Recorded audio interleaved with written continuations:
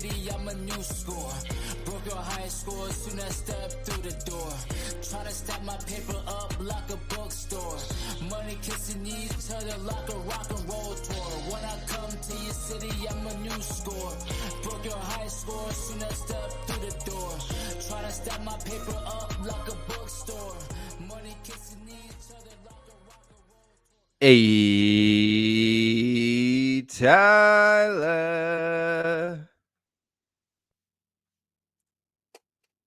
Hey, Pierre. Hey, Pierre. What's going on? Welcome to the New Score podcast. My name is Pat.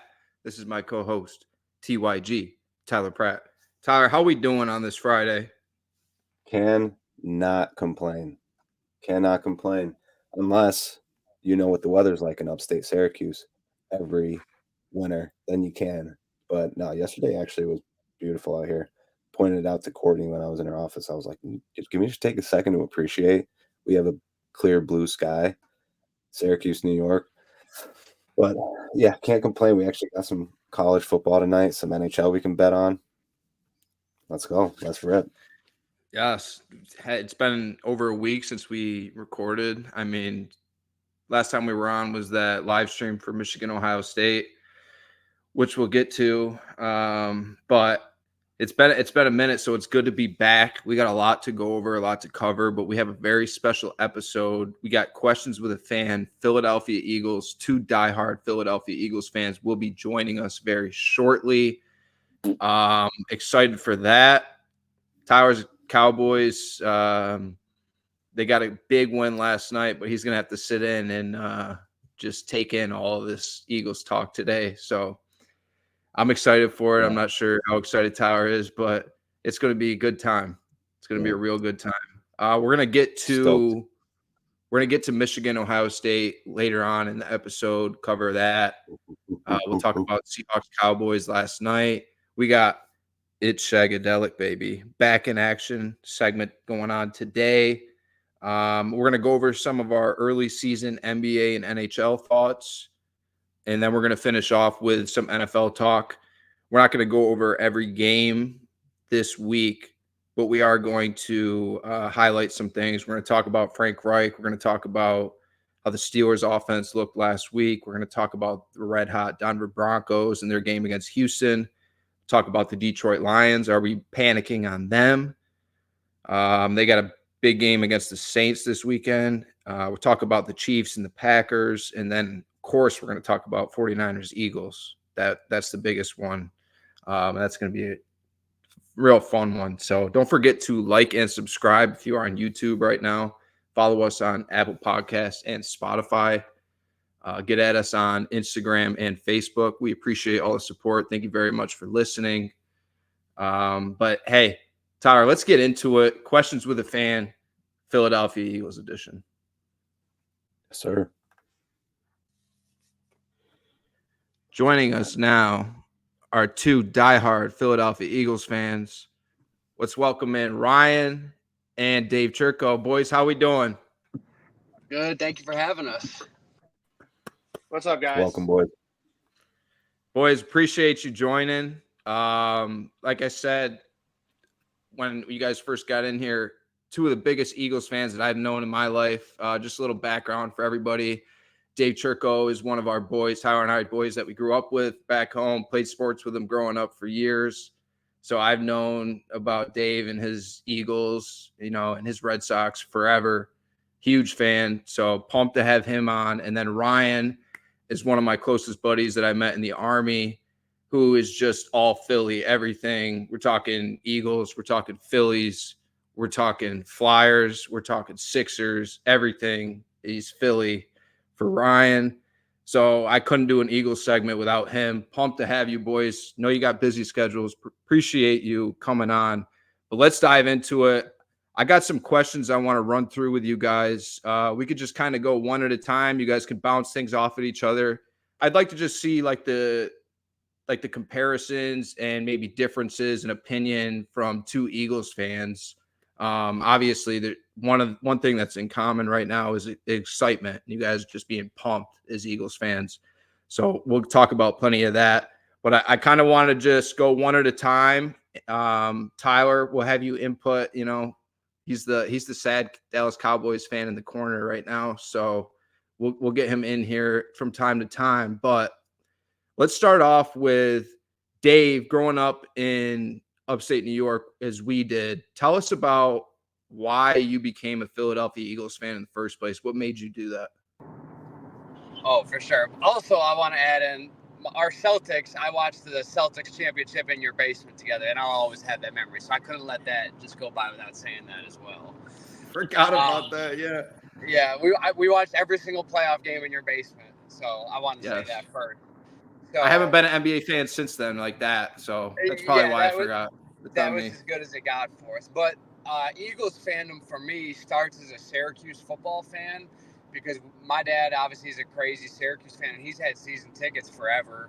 And my first memories of college football in its whole is Donovan McNabb in the Carrier Dome, and he was an animal, and I would love that dude. And when he got drafted, I didn't really understand. I was like, my dad explained to me what happened when someone gets drafted, and he went to the Eagles. And I remember them booing him when he got drafted, and I was like, well, I like the Eagles. Like, that's going to be my team now. He's my favorite player. It's all I really knew. So before then, I can't really say I was a huge NFL fan because of that, but I was also like 6 years old. So when McNabb got drafted, for me, that's where the fandom started, and obviously it just stuck forever. Yeah, you and so many other people where we're from being Syracuse fans, like in that era when Syracuse was really good. Those fans flocked to being Eagles fans after that. It was very common where we're from. Yeah, even like the program guy at the Carrier Dome for Syracuse football, he would sell programs in a Donovan McNabb Eagles jersey. Yes, so I forgot. Yes. You know the guy I'm talking about too. Yeah, I know exactly who you're talking about. Forgot all about that guy. Ryan, what about you? What made you an Eagles fan? I mean, I'm sure it has to do with just being all Philly, everything, but tell us about that. Yeah, so I mean, pretty much I came out the womb fucking bleeding green. I mean, my uncle got me into sports at a really young age, so that helped a lot, I guess you can say. But yeah, I don't know. I've just always had a passion for the sport of football in general, and then baseball being my second favorite sport, and of course you got to mix in the Flyers and the Sixers, but. Yeah, man, I've just always been really passionate about sports and have always enjoyed watching. Dave, is Donovan McNabb, is that your favorite Eagles player of all time? No, it's not, believe it or not. Tell me about that. So McNabb was like my gateway drug basically to the Eagles. And we all have our players who played for our favorite team who went and played for another team. And when he went to the Redskins and played, it hurt me to the point where I got rid of my McNabb jerseys. And as a kid, like, that was dumb. But now I wish I had kept those. But my all-time favorite Eagles player is Deshaun Jackson, and it's not even close. Like, it's hands down. Like, my childhood dog, who's like 14 years old, his name is Jackson because of Deshaun Jackson. Like, he was my absolute favorite Eagle ever. He was a dog.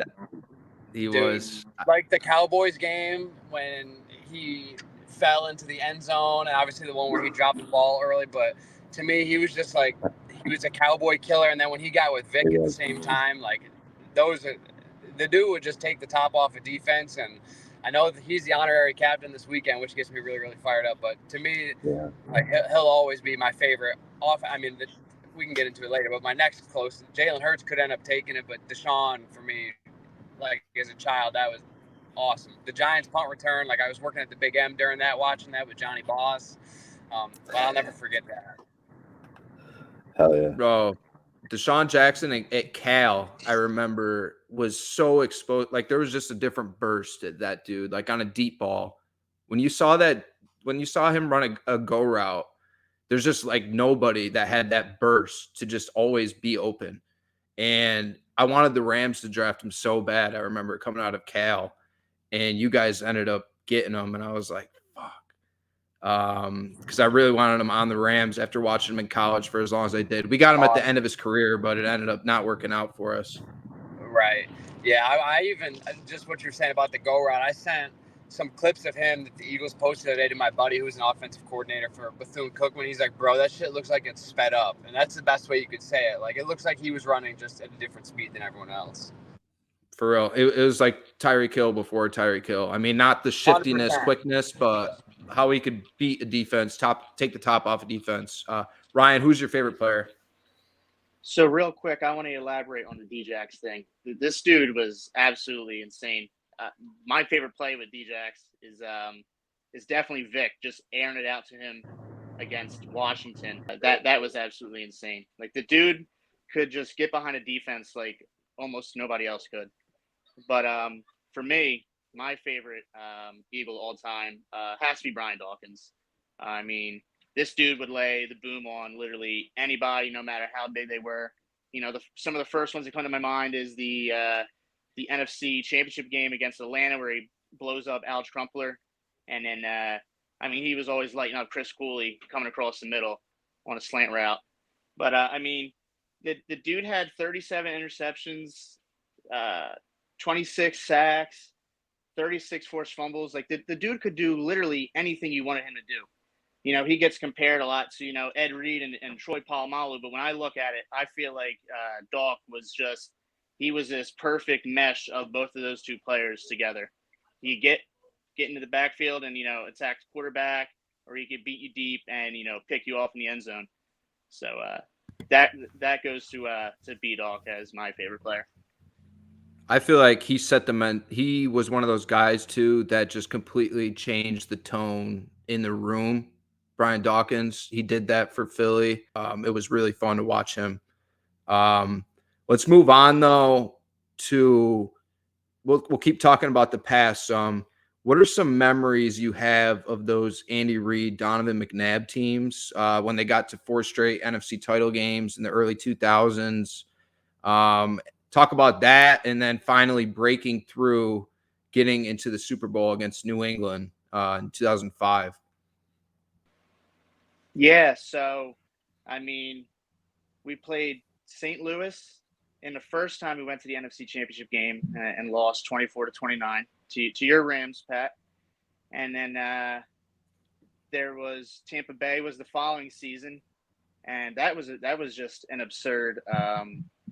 That was just absurd. Rondé Barber had a field day, absolutely tore us apart, and we lost that game 10-27.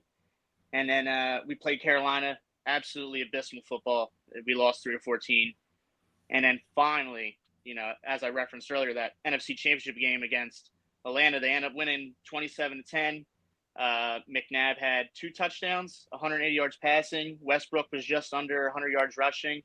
And I do not believe Vic had any touchdowns that day and threw an interception.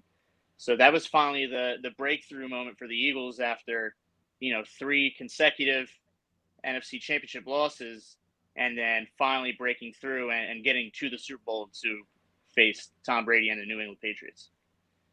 There was like this knock. I remember there being this knock on Andy Reid, like he couldn't win the big games and like get them to that next step, because there was just, you know, NFC Championship loss after NFC Championship loss. And then finally that year when Vic's going off in Atlanta, they break through and get to that Super Bowl against New England.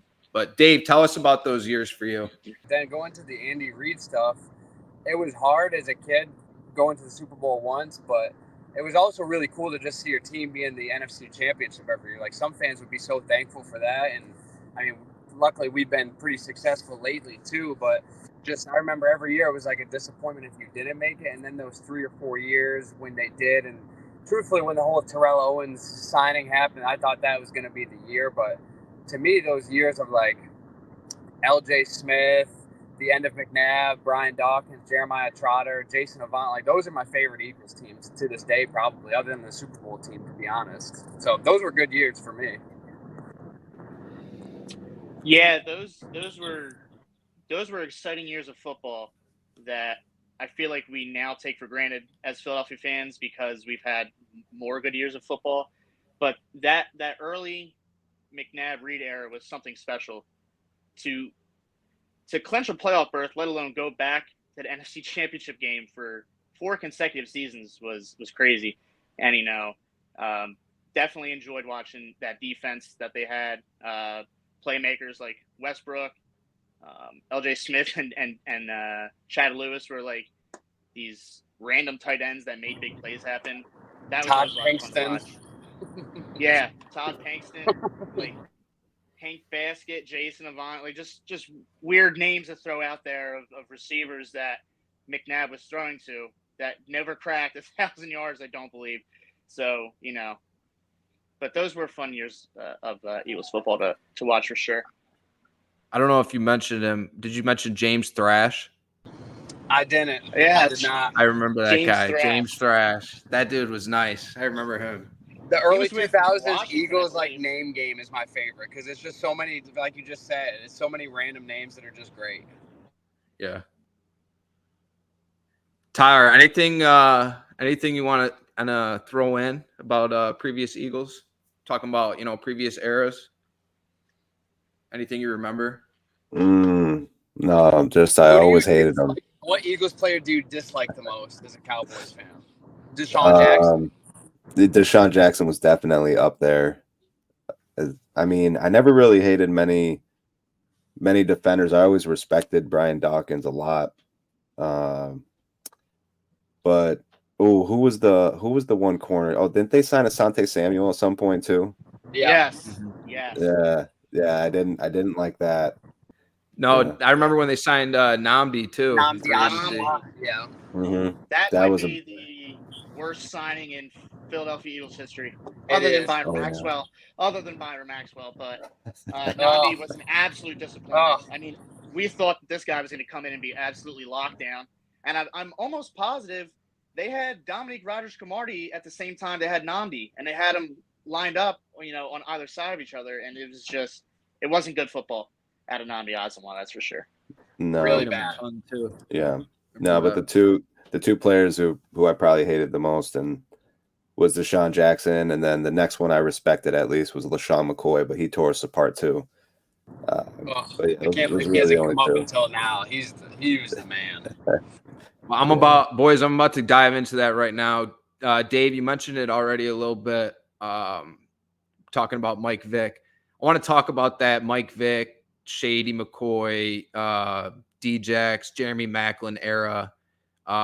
Tell me your thoughts about that era when Andy Reid brought Vick in. Like, I remember them getting killed by the media for him being the guy to let Mike Vick back into the league. Take me back to your thoughts on that when it first happened and kind of that era that was so exciting, but I feel like it just never it wasn't satisfying in the end because it just didn't last long enough. But it was certainly fun to watch. Yeah, and I think when it happened, like you said, the media was crushing him. Everyone who was not an Eagles fan was like, "Man, F Philly." They rooted openly against him. People were burning their Eagles memorabilia, stuff like that, if they were fans. But I've always been firm on the side of, probably because of what my dad does for a job and what I do for a job now. It's like he served his time. What he did is horrible. I'm as big of a dog guy as possible, so that's terrible. But at the end of the day, my football team got really, really good, so I was okay with it. And like I said before, I bought a Vic jersey the first day it happened. But thinking on that whole era, just all the names you just said, like, it just makes me sad. Because the names they had and the players they had, like, how many of them were all pros, whether it was that season or down the road, and we just broke it up because Chip Kelly wanted to. And even LaShawn McCoy said he doesn't respect Chip Kelly and he never will because of what he broke up. Like, can you put together a better offensive skill set than those guys right there in the past 15, 20 years? And I don't know if you truthfully could. So to me, to never do anything with most of your defense from the early 2000s still intact, I mean, it's still tough to swallow to this day. Yeah, no, I totally agree. After a couple mediocre years out of Donovan McNabb, at the time I was grateful he moved on from him. I was super excited about Michael Vick, and not many people were. I can vaguely remember the custom T-shirts that were made and people were selling outside of the link. Hide your beagle, Vick's an eagle. That will stay embedded in my head forever. But I was super excited when they brought Vic in, and that was probably one of the most electrifying offenses that the Eagles have ever had. I mean, McCoy had back-to-back years over 1,000 yards rushing. Deshaun Jackson was lighting it up. Jeremy Maclin was lighting it up. It was a solid, great number 2 for them. So they complemented each other very well. It was really good football. And Chip Kelly definitely ruined something that was really, really good for this team. No, but what I wanted to add is back on Chip Kelly breaking it up. Remember when we traded away or released Jeremy Maclin? I forget exactly what it was. And then we drafted Jalen Reagor because his comp was Jeremy Maclin. I just think Chip tried doing too much. We're not a college team. You don't always have to get younger, and when you have a bona fide stud, just keep them. It doesn't have to be so complicated to me. That's just what I always think about. Yeah, I'm always going to thank the football gods that the Eagles passed on Justin Jefferson and it took makes my Rager. stomach So turn. I think we've made up for it now. But one more thing about that early 2010 and to 2013ish team. They fired Andy Reid in 2012 after a 4-12 finish. I think that was the dream team year, and then they hired Chip Kelly 2013. They ended up going 10-6 that year, and that was the biggest year of Shady's. That was the biggest year of his career. Was the 1,600 rushing yard season, and I enjoyed the Chip Kelly signing at first, but we all know how that turned out. Yeah. Tyler, I was to say, to answer your question, I don't have a lot of really bad memories with Eagles Cowboys. I think because what overshadowed that for me was the rivalry with Eli Manning and the Giants. I really, really hated them growing up in that era. I definitely obviously didn't like the Eagles, but I really hated the Giants. So I think the Eagles took kind of a back seat during that, even though they were really good in that era too with McNabb and all those guys. So what were your thoughts when they first brought Chip Kelly in, after being that explosive team at Oregon for as long as they were, and then eventually talk about that transition to Nick Foles being the quarterback after being a backup the first time? Yes. Yeah. So like I had mentioned, 2012, 4-12, dream team. Andy Reid's fired. And then 2013, hire Chip Kelly. They finished that season 10-6. That was, like I said, Shady's big career season. And so the RPO is mostly what, Chip Kelly brought to this offense. And later on in Nick Foles' career, we would realize that, wow, this guy can run the RPO. But yeah, that was an exciting season to say the least, considering they just came off 4-12 and then had a pretty decent season. You brought in a coach who wanted to have a younger offense and run these fancy, flashy plays that nobody in the NFL was running at the time. That was the first real year of the RPO in the NFL was that Chip Kelly Eagles offense, which was fun to watch at the time. Nick Foles, who wasn't a runner at all, not very fast at all, but played the part extremely well. And I want to say that first year, I think was his first year as a starter was the year he had the 7-touchdown game against the then Oakland Raiders. I remember that. Yeah. Dave, tell me about your thoughts when they first brought in Chip Kelly.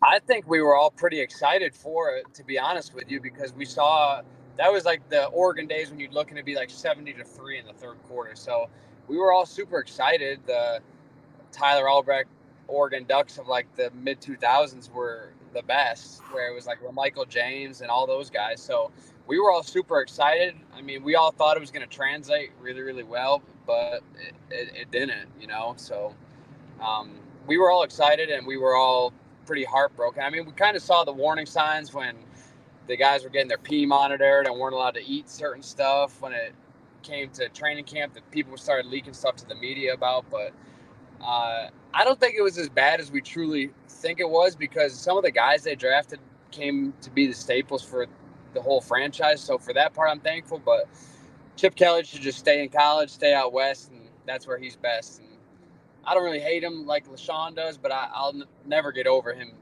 dealing all those guys. I'll say it a million times. I have a very strong dislike for Chip Kelly. It all started off peachy keen, but releasing Deshaun Jackson for quote unquote gang affiliation, Yeah, over that. trading LaShawn McCoy for Kiko Alonso. Oh, That has to be the worst trade in the history of trades. I mean, that was just brutal. Now, I know at the time Kiko was supposed to be this big name star that everybody was excited for, but flash forward, it was awful. It was awful. Yeah, I think people forget about that trade a lot. That was huge. I remember that happening in the trade of LaShawn McCoy. It's fucking insane, dude, to think about. He traded LaShawn McCoy, who was arguably the best running back in the league, for a linebacker who ended up just being injury prone. So that was wild. I'm glad you guys mentioned that. He had that one. I thought it was a great trade. Monday Night Football or whatever. That's all. Yeah, I'll never get over that. Me neither. I'll never forget. What a great trade that was. I appreciated that, Chip.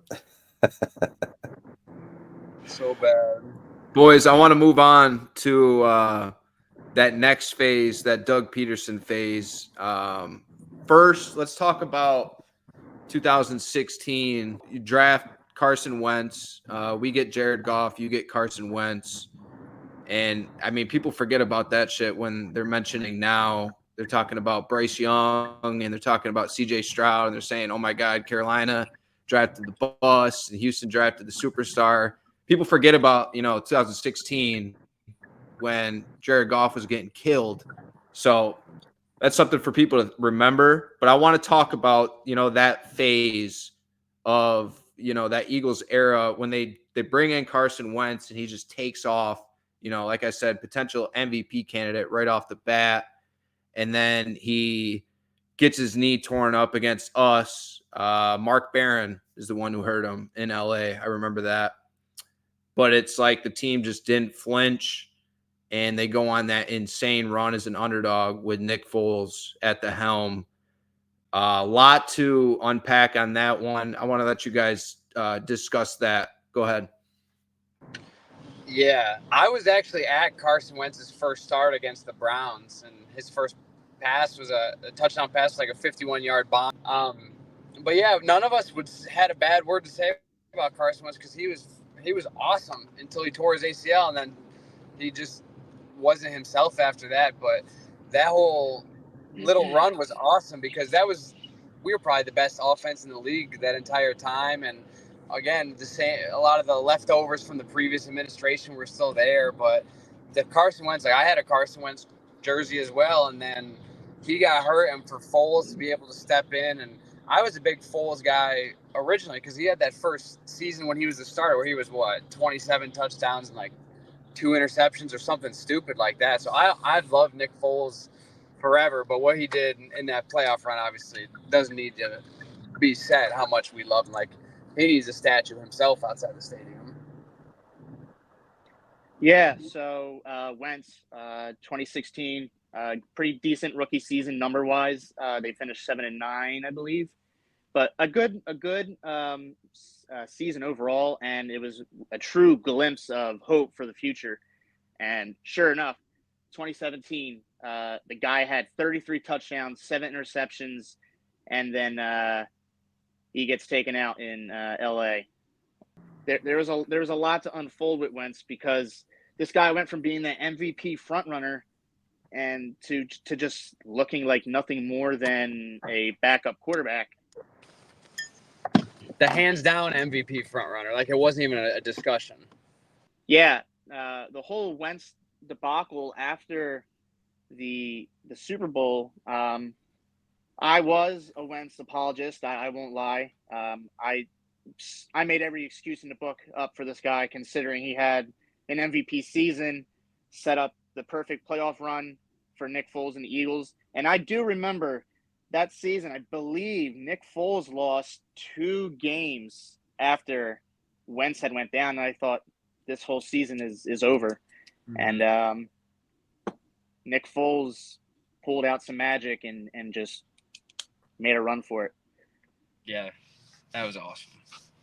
I want to dive into that Super Bowl, what that was like for you guys. Cause I mean, going up to that point, you never won a Super Bowl before. And not only that, but just the game itself. I'll never forget that Super Bowl. That was unbelievable. I'm pretty sure Tom Brady finished with like 500 passing yards and they lost. It was just back and forth. So fun to watch. And then ultimately you get your revenge. You beat New England in the Super Bowl. Tell me about that day for you guys. Yeah, so I can remember every playoff game leading up to that. I remember how we struggled against Atlanta in the divisional round, and it looked scary going into the NFC Championship game. And who would have thought that we would have blown out the Vikings 38-7? So that was an incredible game. And then we get to the Super Bowl, and I can remember everything about the Super Bowl.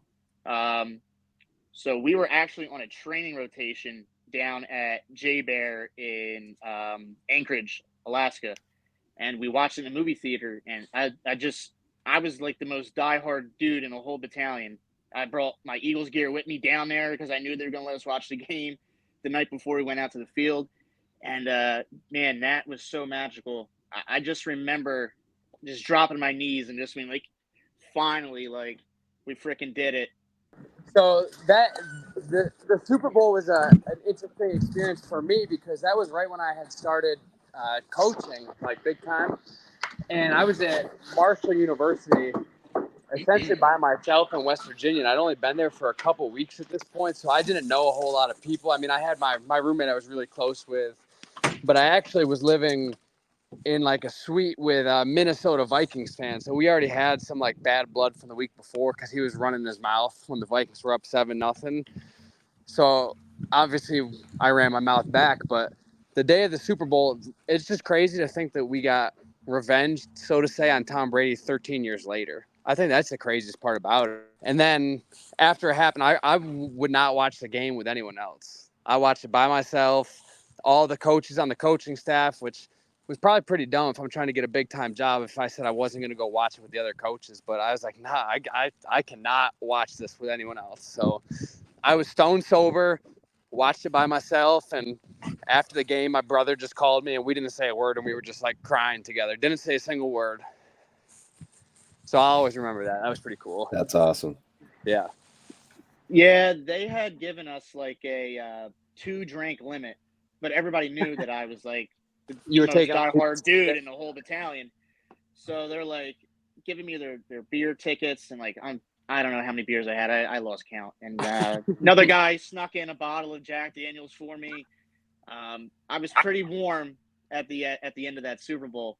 But yeah, that was truly, that was words can't really describe it when you look back at early Eagles football, the 4 straight NFC Championship games, the loss to the Patriots in the Super Bowl, and then you fast forward all these years, you get to beat Tom Brady and Bill Belichick, 2 of the greatest masterminds in NFL history. You get to beat them in the Super Bowl with, like you said, Brady had over 500 yards passing. I think it was the only Super Bowl with over like 1,000 or 1,100 yards of total offense. My favorite play, though, from that Super Bowl is Nick Foles, the flea flicker to Torrey Smith at the pylon. That play was absolutely electric. And then, I got to give props to my man Zach Ertz on the catch and dive for the score to put us out. And then, obviously, the BG strip sack and the game. So the BG sack, very special, most famous one, and the Chris Long play also at the end of the game is a big one for me because I love him too. The Philly special, absolutely. That play was like pulling something out of a college football offensive play caller sheet. That was absolutely insane, and they did that on, I believe, 4th and goal with like seconds before halftime. That was incredible. Like the nuts on Doug Peterson to actually call that in the Super Bowl. Yeah, insane. The nuts on Nick Foles for even suggesting it. That you want Philly? Yeah, let's do it. Like, Let's build a statue of him words- too, just for saying those that. words are like infamous. That the way you guys described that day for you literally like can't even describe the feeling. Like the feelings of that day. There's so many different emotions that go into it. And then when you're actually watching the game, I'm like you, Dave, like it was just my dad and I. Like I can't go out and watch that game because there's just too much emotions. That's how it has to and we didn't sit down. Yeah, we literally did not sit down the entire game. We were just standing like this, like in front of the TV the whole game. Yeah. Couldn't sit down. And then finally, when you win it, you think about those, you know, the times of the past and all those bad teams that you had, or all those close opportunities that you had growing up. And then finally, you could just let it out and you won the Super Bowl. It's such a great feeling. I just want to add that the Rams treated Jared Goff very unfairly. He led them to a Super Bowl, even though they lost. Led them to the Super Bowl, and then they're just like, "Yeah, we're done with you." I thought was kind of weird, but Matt, would you take that trade back just if it was a player for player right now? Well, I just want to get this off my chest first. We're talking about unfairly. My next question was your thoughts when they let Nick Foles go in free agency after he won a Super Bowl and you kept Carson Wentz. We talk about unfairly. You feel strongly about it, I could tell. like I said, man, where do I start? Nick Foles is like the GOAT of Philly, you know. Won them their first Super Bowl MVP. But something about Carson Wentz, I just couldn't get over that MVP-like season. And looking back at it now, I definitely would have taken it the other way around. Trade Wentz while he had some value, keep Nick Foles. But no, I'm extremely grateful for Nick Foles. And I do kind of feel like, in a way, the front office definitely treated him poorly by not at least allowing him to stay here as a backup. But Carson Wentz was like a mental head case. Like, the guy couldn't shake the fact that Nick Foles won the Super Bowl. Yeah. The guy couldn't shake the fact that he was injured every season. I think it was that 2018 season. He played abysmal football. It was just awful. And then here comes Nick Foles. We clinch a playoff spot. We face the Saints, and unfortunately, he misses that connection with Alshon Jeffrey to pick up that first down. And I truly think that we would have gone back-to-back when Nick Foles had Alshon Jeffrey been able to complete that catch. 100%. That play is like one of the top 5 most painful ones for me. You're so right. I do want to answer your question about that Jared Goff trade, and I have absolutely no regrets because at the end of the day, we won a Super Bowl with Matt Stafford, and I still think Matt Stafford is one of these supreme quarterback talents that we've seen from our generation. So I have no regrets when it comes to that. He got us over the hump. Jared couldn't do it. And I have all faith in Sean McVay and what Sean McVay sees in his quarterback play. And obviously they were able to make that leap with Matthew Stafford. So I have absolutely no regrets, even if, you know, it sets us back with draft picks and everything. It is what it is. At the end of the day, we won a Super Bowl. You know what I mean? So I can, you know, sleep good at night thinking about that year and what Matt Stafford did for us. And still, Matt Stafford's still balling right now, man. Like, we don't have the best team right now at all. I mean, you look on paper and we're just not there, but to see what McVay and Stafford are doing with that bunch, and Cooper Kupp hasn't been healthy all year, it's pretty astonishing. I think this is his best coaching job. But this is your guys' segment. I want to keep talking about the Eagles. Let's talk about that moving on to the next phase when Carson Wentz starts playing down, and then you use a second-round pick on Jalen Hurts, and you're seeing all this talk about Jalen Hurts is one of those guys who, oh, yeah, he's a great college quarterback, you know, Heisman quarterback from Oklahoma, but in Alabama, obviously. But he's not, you know, he's not an NFL quarterback. You know what I mean? He's not that guy. Talk about, and be honest, your thoughts when they used that second-round pick on him, and then what transpired that season. Yeah, for me, I want to go on. I want everyone to know that I was on board 100% the entire time because I didn't even think he was just worthy of a second-round pick. Because I love Nick Saban, so I watched a lot of Alabama, and obviously he went to Oklahoma, and my brother's a closet Oklahoma fan, so I kind of follow them a little bit because of him. But I've always loved Jalen Hurts, and I got over my Carson Wentz obsession like the bad ex-girlfriend earlier than Ryan did, I think. So, but like even when he signed with the Rams, I was still like, Carson Wentz might still have something. But I got over it a little bit fast. It's true. Like we all thought, we're like, okay. Like we watched him in Washington, we watched him in Indianapolis, and we all know he's terrible. But you're like, but that 2017 season, like it still lingers with us. That's the one. But for me, Jalen is like all you could ask for, and I never got the media ripping him for it. And I don't know. Everyone always makes these big deals about drafting up for a quarterback who stands out at the combine, just like Carson Wentz or Anthony Richardson or something did. But I was like, dude. I watched Jalen Hurts for 5 years, and he lost 4 games or 3 games, whatever it is. Why would you not want a dude who just wins games? Because now the way the Eagles are winning games, sometimes it's pretty terrible football, but the dude just wins football games, So I've loved him all along, and I'm glad to say that I was one who was on board with him from day one. Yeah, so Jalen Hurts, second-round draft pick, I think 53rd overall. I felt this sense of like, what the fuck are we doing? Howie Roseman just paid Carson Wentz the season following, or the season before the NFL draft, and then they go out and they get another quarterback, and all I'm thinking is, yeah, Carson Wentz's mental health has got to be awful right now. This dude was a mental head case when it came to having some sort of competition behind him. But I obviously have since, overcame my infatuation with Carson Wentz. Now, Hurts' first year as a starter, when he first started taking some starts at the end of 2020, I was like, man, this guy looks really, really rough. He's going to need a lot of work.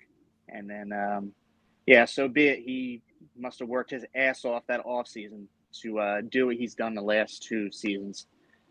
I saw a Coward clip, and Coward's kind of a nerd at sometimes, but I saw a clip today where I hate him. I hate him too. But sometimes he says something, I'm like, you know what? That's not bad. And today he referred to Hurts as the CEO quarterback, and he's the dude you want in front of the mic. And I was like, you know what? That's like the one Coward thing. I absolutely agree with that, though. Yeah, because he was making fun of Brock Purdy for wearing his hat backwards. He's like, that's not the guy you want. Hates backward hats, guys. Hates it. So I laughed at that, and he was like, Jalen Hurts, look at him. He's just the CEO. He has his hat on forwards. I was like, that's all that matters. Yeah, so let me backtrack. I don't hate Colin Cowherd, but some of his takes are just brutal. I agree. Jalen Hurts is the type of quarterback that you want to lead your offense. I mean, I look at it this year. I feel like Jalen Hurts is outplaying the coaching, and he comes out the second half, plays straight up hero ball, and we win the game. Whether it's ugly or not, we still win the game. I remember that playoff game right down the street from me in Tampa, where their offense it was pretty unwatchable, that playoff game. I remember that. Really bad. And then you see that leap the next season. Unbelievable. But Tyler, I want to get your thoughts on that whole transition phase between, Carson Wentz and Nick Foles, and them winning that Super Bowl, and then eventually getting a Jalen Hurts. Yeah, they're just lucky that Tony Romo wasn't healthy and available during that year. But no, either way, it was great though. Wentz being that dominant quarterback, like nobody in the league looked better than him in that when he was, off of that terrific start before he got hurt. And as a Cowboys fan, you just sat there and you're like, oh, we're fucked. So because this team, that Philly team was just really good. And then with Wentz playing the way he was, there was just no way that unless you had like the number 1 defense in the league, you wouldn't be able to compete with them. But the Nick Foles thing, I think most Eagles fans too knew, though. The reason why a lot of people were like on Wentz even after the Super Bowl is because they just knew like that was just a great run. Like Foles isn't necessarily a top end quarterback. He just had a really, really, really good run. But Wentz had that potential. And I think most Eagles fans really knew that, and that's why they were okay with letting Foles walk and keeping Wentz, especially since he was just 1 year removed from that MVP-like season. But yeah, I mean, I don't really like talking about the Eagles much because, you know, I can't relate to you guys all talking about, oh yeah, it's great thinking back on all those bad teams when you win the Super Bowl. I mean, I haven't seen the Super Bowl yet, so I haven't even seen an NFC championship, so I just can't fucking relate. You haven't seen them win a divisional round. It's not easy to talk about. So I want to dive into, once Jalen Hurts took that leap, talk about last season, Ryan, and all the emotions that went into it, everything that happened last season where they were just an absolute wagon. I know they lost that game against Washington. That ended up being their first loss, but they were undefeated for a minute there, just like they were this year. And you just saw this new brand of football where they were just fucking dominating. And I mean, offensive line, defensive line. It seems like every move that Howie Roseman's made the last few years, outside of that Jalen Reagor draft pick, has, been just money for them. And you're seeing all this talent out there last season and the way they were dominating teams. Take me back to that, and then eventually that playoff run, getting to the Super Bowl. Yeah, so we came out of the gate hot. Offense was untouchable by any defense. Nobody could stop us. The defense, not a lot of offenses could put up points against us. And then, like you said, the loss to the Commanders. I was at that game. That was actually my first game I went to that season. And, of course, they lose to the Commanders in typical Philly fashion. But the way that Jalen Hurts has progressed over the start of last season and this season, he's the same guy, only he's got his attitude just continues to grow. His leadership continues to grow. There's not many quarterbacks that are as resilient or as composed as he is when he's in the pocket or if he has to take off and run. But last season was something truly special, considering the fact that that was his first start for the full entire season, and for him to lead the offense the way that he did, and the coaching staff the way they coached, the play calling, everything seemed to mesh and line up almost perfectly for them to make that run headed into the postseason playoff time.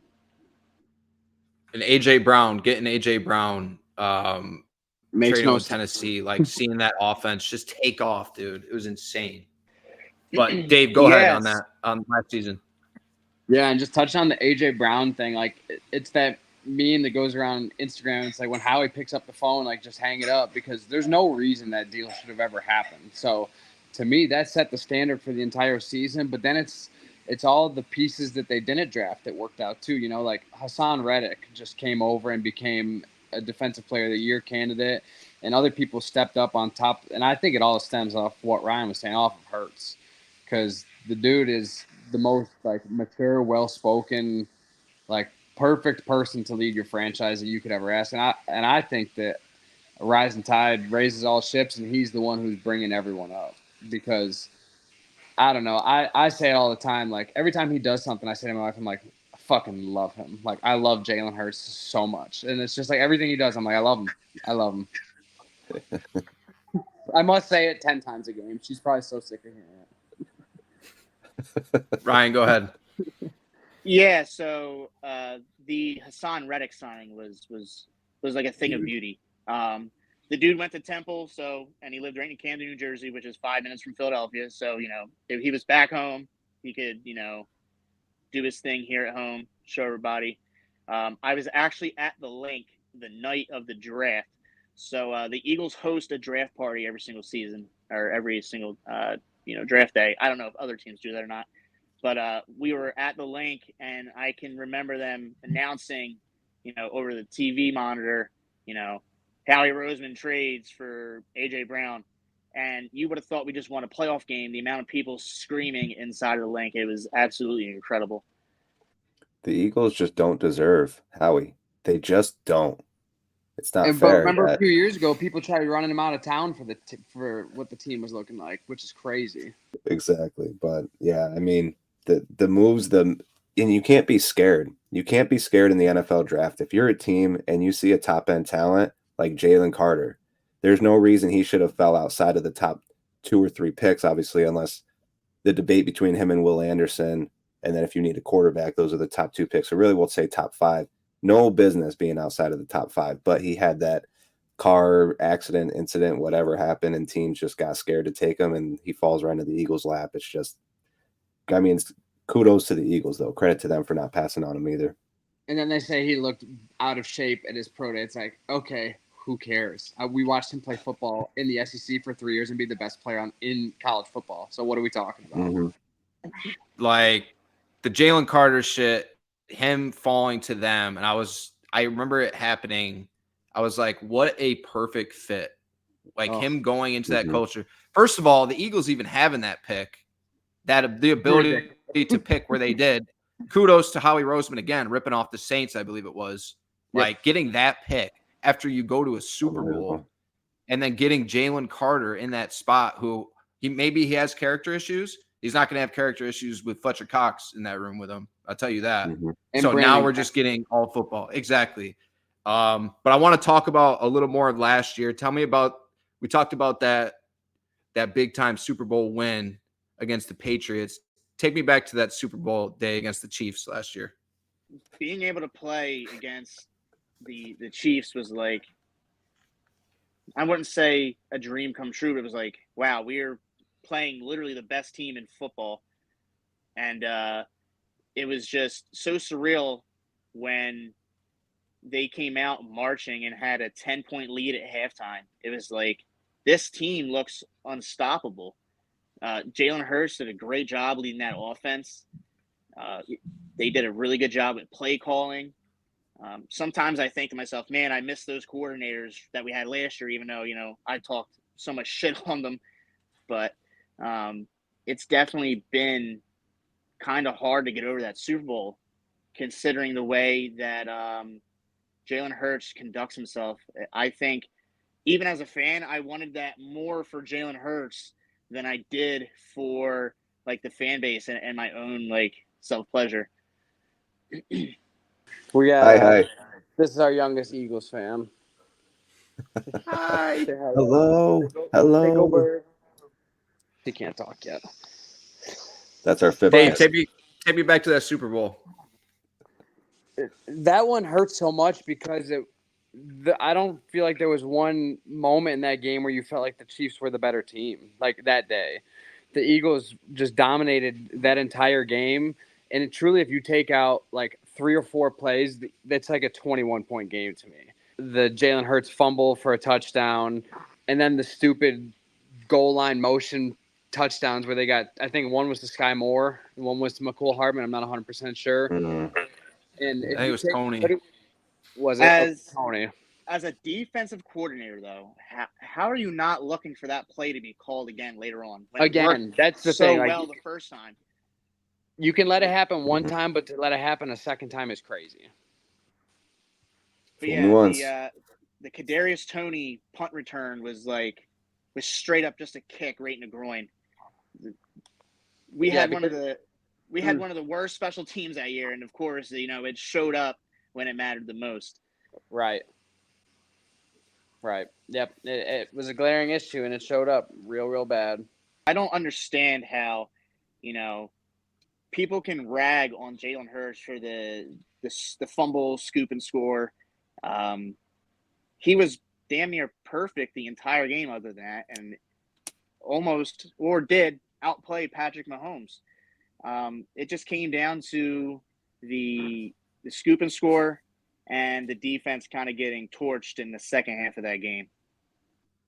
It's like, how back in those early Cavs, LeBron's finals when they got swept by the Warriors or they lost in 7 to the Warriors, and we'd have the debate if he should be the MVP when he was losing because how good he was. Like, that's how I felt in the Super Bowl, truthfully, with Jalen Hurts. Yep, I agree with that 100%. But I mean, they would never There name was a loser the Super Bowl MVP, but like the comparison is there. Like that's the closest thing you'll ever get to a loser being the MVP. Tyler, talk to me about last year's Eagles and that Super Bowl against the Chiefs. Yeah, who was the big penalty on again? I was really drunk. James Bradbury. Bradbury had the holding call, which is James kind of Bradbury. questionable, but Isn't it? I think my thing is sabotage, right? Former Giant comes into Philly, gets into a Super Bowl, sabotage. It was an inside job. But yeah, no, that was the Eagles did play well enough to win that. And then you talk about, what they already touched on, those few mistakes. And yeah, the flat routes, though, like you guys already touched on, let it happen twice. That's the fool me once, fool me twice whole deal. But yeah, I mean, I can't complain, though. I wasn't rooting. I was not rooting for Kansas City. But to say I was disappointed to see the Eagles lose would be a lie. But they got right up off the mat this year, and we're just seeing that continued dominance. They trip up against the Jets, but besides that, I mean, and it feels like you guys haven't even been playing your best football. Like Dave said, Jalen just finds a way to win, no matter how ugly it might look out there. They just keep finding a way to win. And that says a lot about the mentality in that locker room. That says a lot about the mentality of their quarterback. Jalen Hurts is never, like you talk about the composure. He has the game-winning touchdown run in overtime last week, and it's just like they expect to win at all times. And he's never too high and never too low. Makes a bad play, whatever. You know what I mean? That's the mentality he needs a quarterback to move on to that next drive. And that's what he does. He's resilient. He's composed. He's a great leader. And they just keep fucking winning, boys. Like it's looking really good for the Eagles to get that 1 seed again, where everything comes through Philly. So I want to talk about with both of you guys, big game this weekend coming up against the Niners. We could talk about that. Talk about the season up to this point. Go ahead, Ryan. Jake Elliott for MVP. I mean, seriously, like you just said, this dude came out in a monsoon and kicked a 59-yard field goal to send them into overtime. The defense stands, holds into a field goal, and Jalen Hurts marches straight down the field and then runs one in to win that game. But yeah, so really big game comes Sunday. The Eagles, 49ers, rematch of last year's NFC Championship game. Believe it or not, both teams are tied third for most points per game or average points per game or something like that. So it should be a really good game. I'm expecting Kyle Shanahan to definitely dial up something that's going to expose our defense, because our defense has looked really soft this year outside of the defensive line. Linebackers, we've been, mixing in random dudes. You had an old Zach Cunningham out there. Nakobe Dean can't stay healthy. You've got practice squad guys like Nicholas Morrow and Ellis coming into play. You had C.J. Gardner-Johnson go to Detroit, which really hurt in the offseason. That really hurt us because Reed Blankenship's just playing good football, but not good enough football. And Kevin Byard hasn't really done a whole lot. Thank you, Howie, for going and trading for him, but he hasn't really done a whole lot up to this point, other than the Pat Mahomes interception that he got. But other than that, I think that we should have a really good, high-scoring game come Sunday. Yeah, and I just think Kyle Shanahan is probably the best offensive mind in the game right now.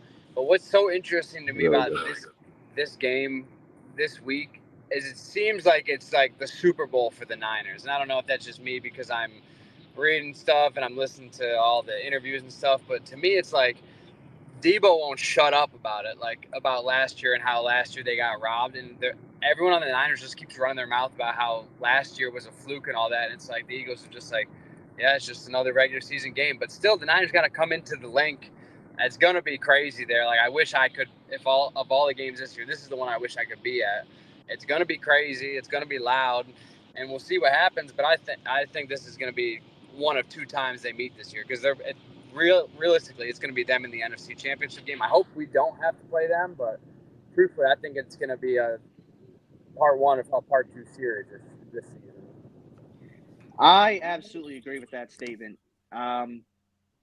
The only thing I don't like is the thought of having to play San Francisco twice in one season. So, I have this mentality: if we beat them Sunday, it's going to be hard to beat them again and replicate that come January. So, if we take a loss this Sunday, I'm going to be mad, but I'm not going to be that mad because it only makes that next game mean that much more, and I'd feel more comfortable only having to beat them once this year instead of twice. I 100% agree, because if we're going to lose one, let's lose on Sunday. And that's loser talk, I get it. I don't want to lose either of them, but you know what? I'd rather be in the Super Bowl come February than win in the regular season than have them bounce us. I agree with that. But at least knock on wood, the way things are shaping up right now, we'll be in Philly the whole time, I hope. So that's a big deal. And Dave, that's a great point. The Niners have done a whole lot of talking, and not only talking about the Eagles, but they've been talking about the Rams for years and the rivalry with them. They've been talking about Dallas after they whipped them earlier this year, and now it's like that Super Bowl mentality where they're out for blood this week. But like you said, like if you lose this week, you're still in position to get that 1 seed. If you take care of business, and what matters is that matchup in the playoffs.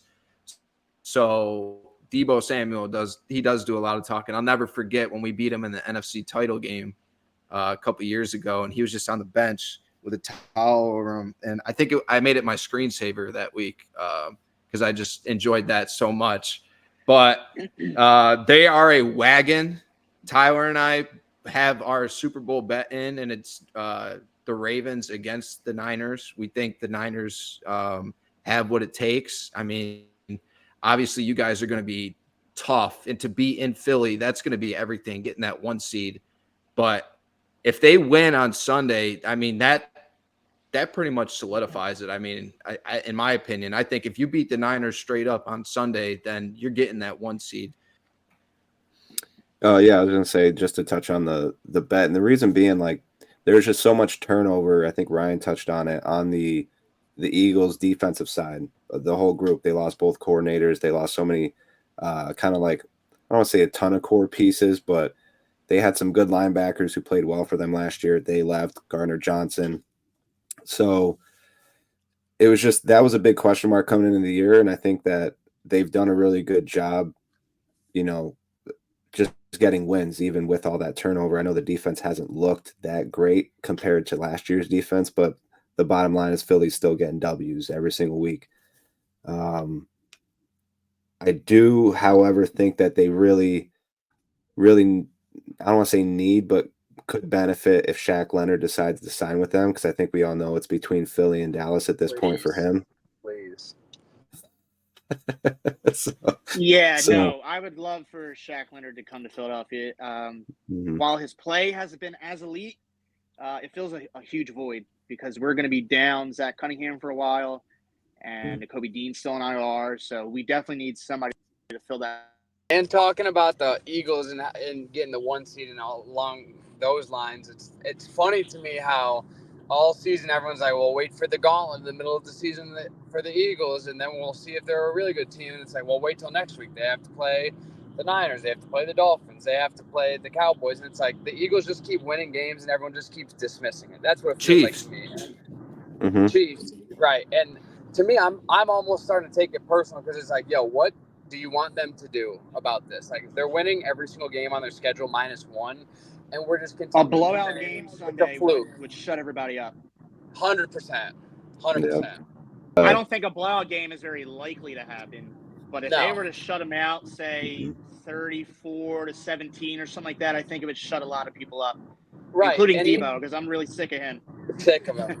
And even like, Ryan, did you get this impression during the game last week that Tony Romo was like super against the Eagles the entire time? Because it was like everything that Jalen Hurts was doing, he was ripping on, and then everything that the other team was doing. Thank you. I'm glad I'm not. I mean, I'm super biased, and I get that, but it was like everything Josh Allen did, it was like he was going insane for it. I'm like, am I losing my mind, or is Tony Romo just openly being on the Bills right now? Bro, Tyler and I were It's- texting about it like the entire game. I swear to God. I was going nuts. He just had Josh Yeah. Allen's balls in his mouth. The No, entire It's been you like guys- that all season, no matter who we play. Yes. Yeah.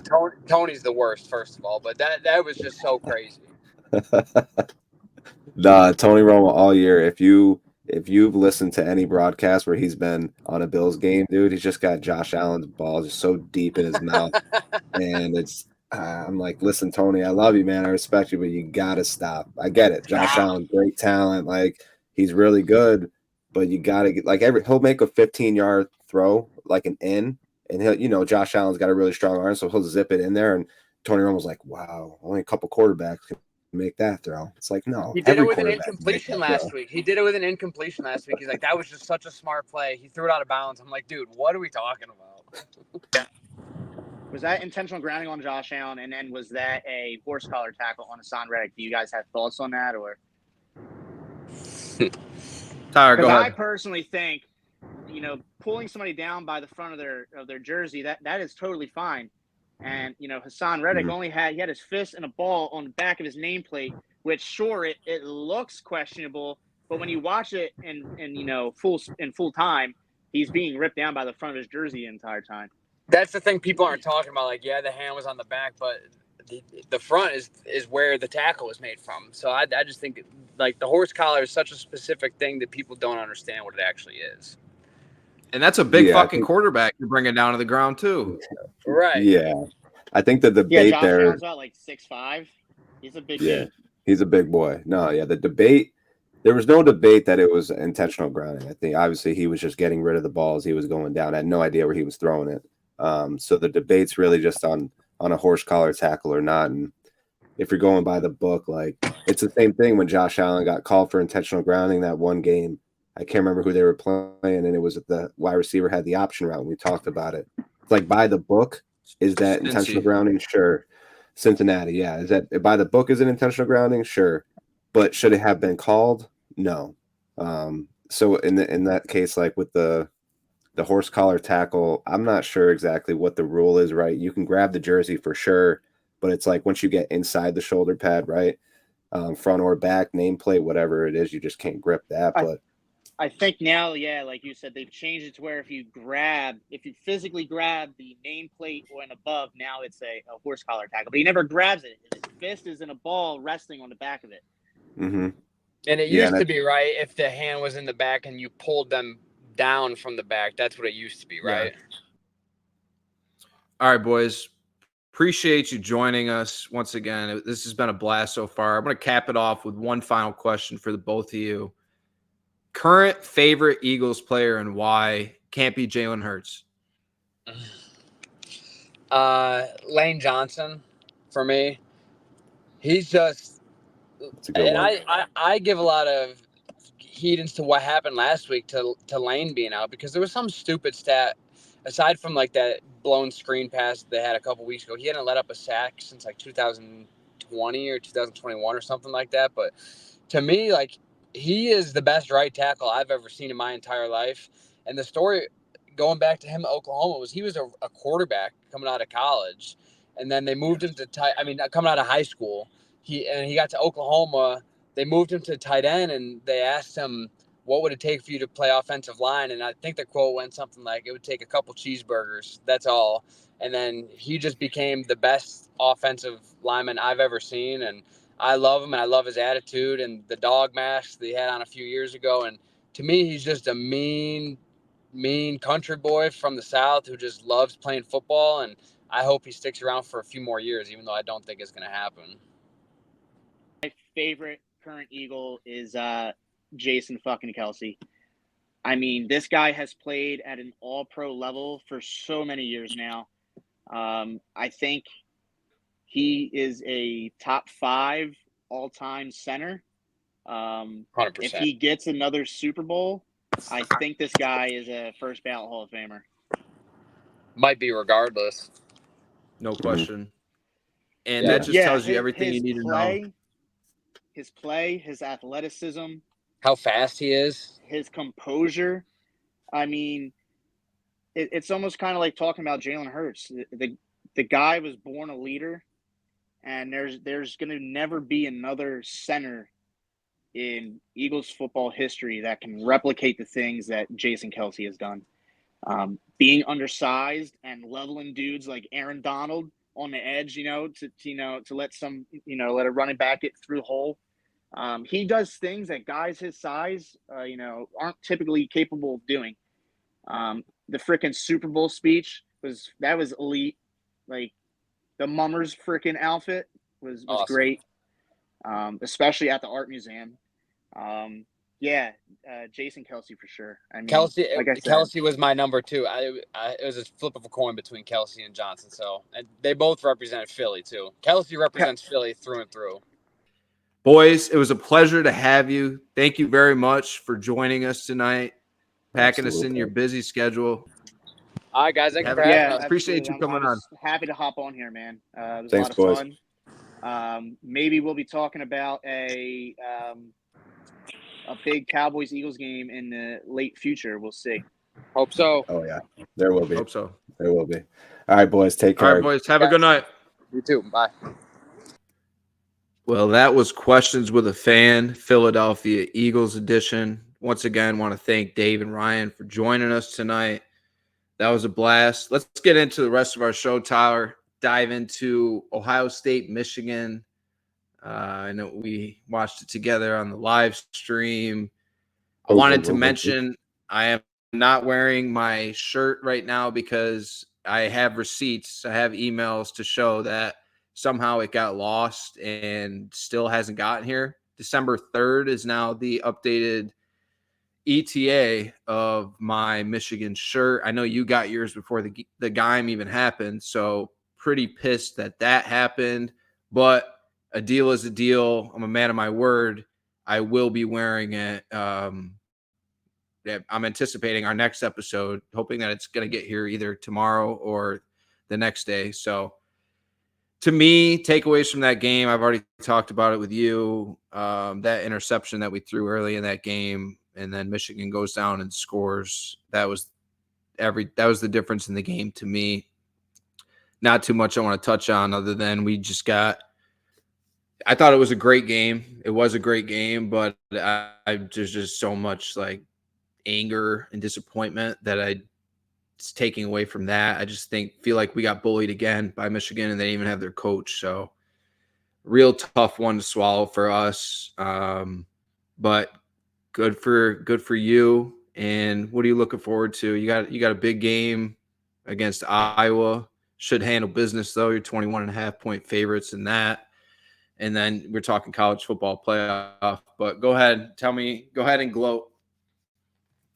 No, I'm not a gloater, but after being spanked so many consecutive years by Ohio State, it does feel really nice to, not just win, but this is now 3 in a row. It's just, but like you mentioned, it was really that one interception. I think Ohio State I want to say really McCord after that, after the first quarter, he really like settled in. He played. I think you mentioned that the moment for him might have been too big. But then I think he kind of answered that in the second quarter on through the rest of the game. I think he's good. He's going to be good. Ohio State they're one play away, 1 or 2 plays away from probably winning that game. It was a great game though. Great game. The way that team just rallied around with Harbaugh out, like I think it just goes to show that this team is more than the coaching. And I think that JJ McCarthy, even though he's not going to be, in my opinion, like, one of these guys to come out and produce in the NFL. I don't even think he's like an elite college quarterback. I think he just has an elite team around him, and he's a very good athlete. But they got a real shot this year.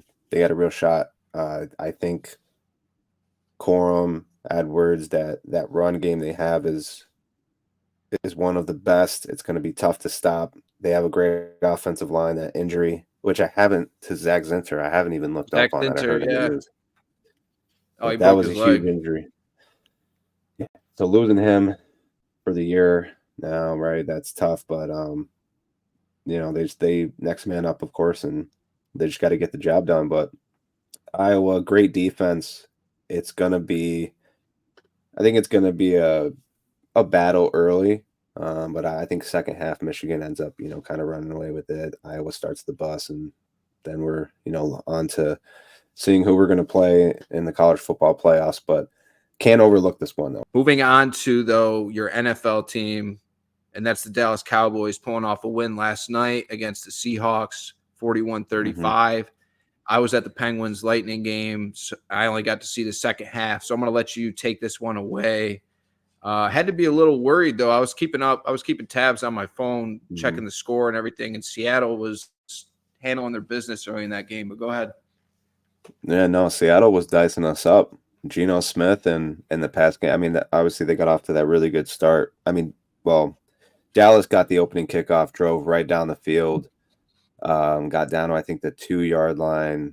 They had maybe had a penalty or a sack that pushed them back, but that wasn't until third down anyways. And they settled for a field goal, but Seattle came out, and I think it was their first or second play from scrimmage. They hit Metcalf on that slant that he took like 70 yards for a touchdown.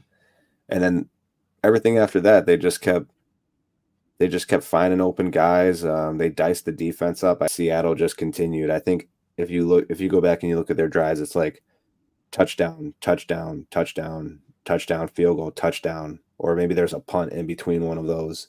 But their last 3 drives where Dallas really needed to step up, they went turnover on downs, turnover on downs, turnover on downs. So I think Seattle only had to punt the ball one time all game.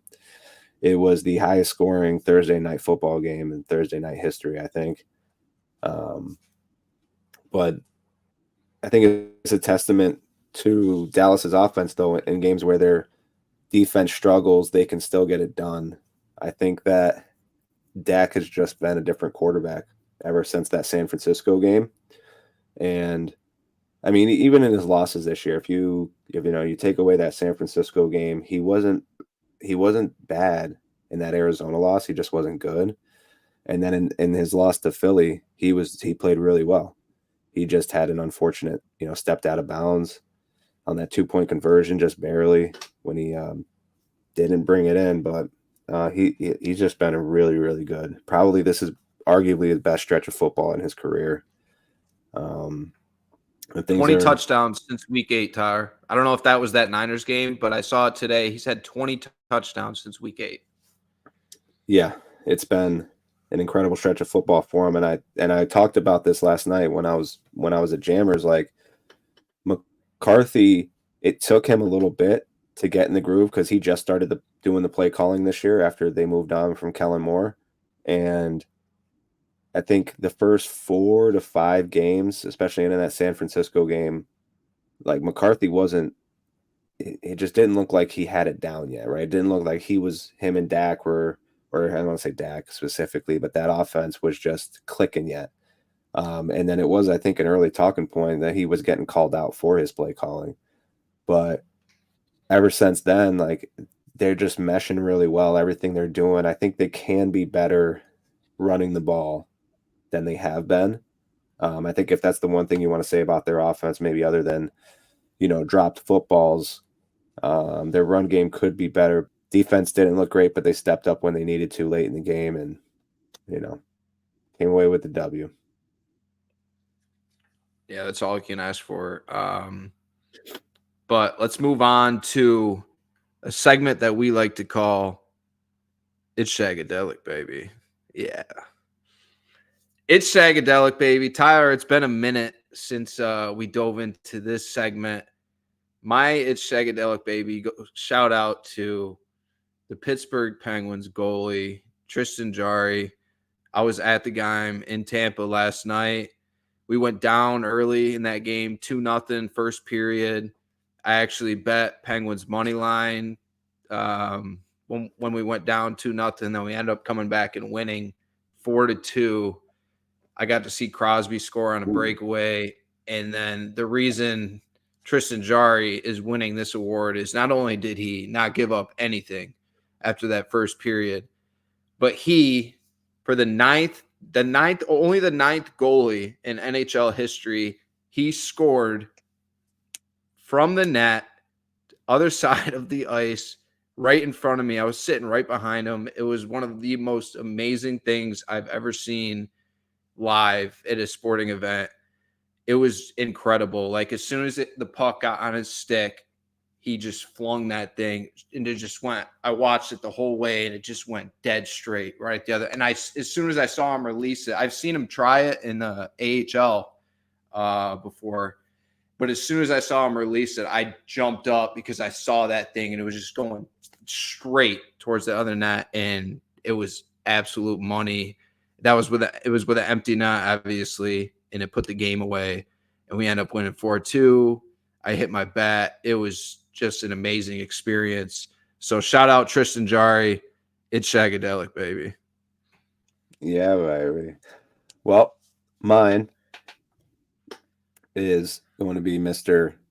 Bland, Deron Bland. Set the record for pick sixes this year.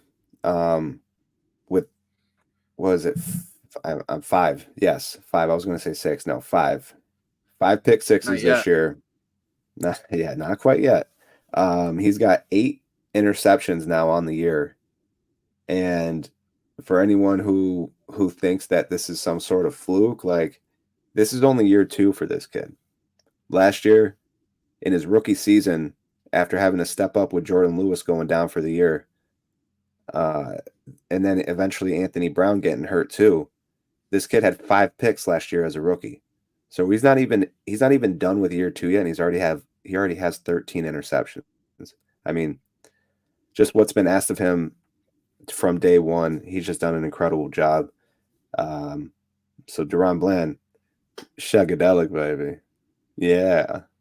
I'm gonna stick on NHL. Let's talk a little bit about it. We're gonna dive into early season NHL, NBA, our thoughts, and then we'll get into football, wrapping up the show. NHL this year has looked. I mean, it's been pretty predictable in my opinion. You got the Bruins who've just been tearing it up as they did last year in the regular season when they set a record with the amount of wins that they had, and they're just picking up where they left off after that upset loss in the first round last year. Florida looks good too. They're the top tier of the East right now as well. So you got the Bruins back, and then Vegas, the Golden Knights, who won it last year. They're just picking right up where they left off too. They're wagon. Other team in the East that's really been showing out right now is the New York Rangers. They've looked really good. They're playing really good hockey right now. So it's going to be fun to see, if like the Rangers or if maybe the Maple Leafs come out of that East. My Pittsburgh Penguins are down right now. But hopefully that win last night really sparked something for the boys. And then your team in the West, Dallas Stars, off to a great start as well. We were fortunate enough to go to a game and see them pull off a win earlier in the year. But any takeaways for you in hockey, right? And also Connor Bedard, rookie for the Blackhawks, looks like the real deal. So it's exciting to see. And superstar Connor McDavid, Edmonton fires their coach. I believe it's his 4th coach now since he's been in the league. Edmonton's just been flying through coaches, and they're at the bottom of the Western Conference right now. They're on like a 3 or 4 game winning streak right now. So they're starting to pick it up with his new coach.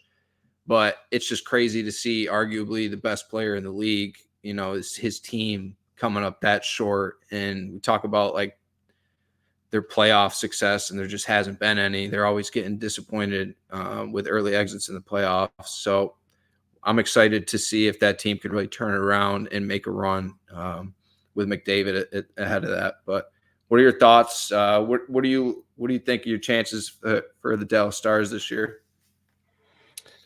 Great. The Stars, made a playoff run last year, and they have pretty much the same. I mean, they definitely have the same core. They added Duchesne over the offseason. Marchment looks more comfortable defensively. Same core.